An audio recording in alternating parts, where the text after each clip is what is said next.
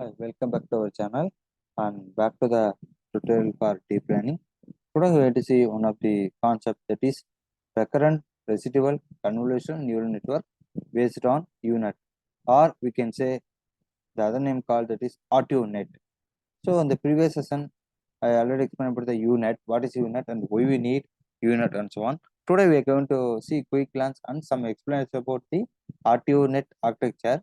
That architecture just showing the example only.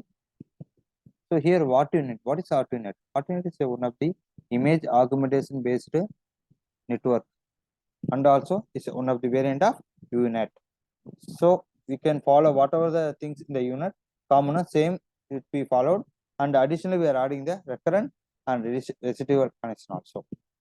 R2U-Net plays a very important role in the computer vision, or we can say image segmentation task, like especially in the medical segmentation, that is medical segmentation task. This is a sample architecture shows about the R2U-Net, and here it also consists of a similar to similar to U-Net. It also consists of a encoder, decoder, and skip connections and so on. Here residual connections will explain about the difference between the blocks output and the input here. Recurrent also plays an important role here, and the R2U-Net very important. Why? Because it will help you to improve the segmentation accuracy for the given medical image segmentation task. It may be like tumor or kidney tumor, anything else.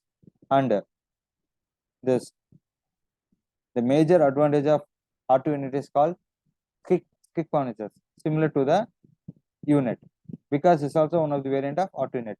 The skip connections generally connects the encoder and decoder, and with the help of skip connections, the decoder can generate future maps with high resolution and reduce the spatial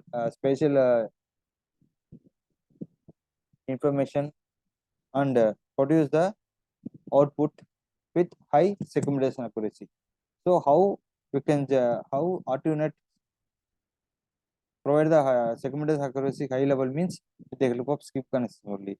As usual, seeing here, suppose if we take input image, we can go for pre-passing. After that, we can go for convolution. Again, step of convolution, encoder and decoder, and skip connection, apply the skip connections, upsampling, and at last go for the output and decode the output message. At last, we assign the color to the directed object. At last, view the output here. So we can view. Suppose if we take a small image, we can apply the encoder, R2U-Net encoder, decoder. At last, we can get back the result with accuracy. Thank you for watching the video. Thank you.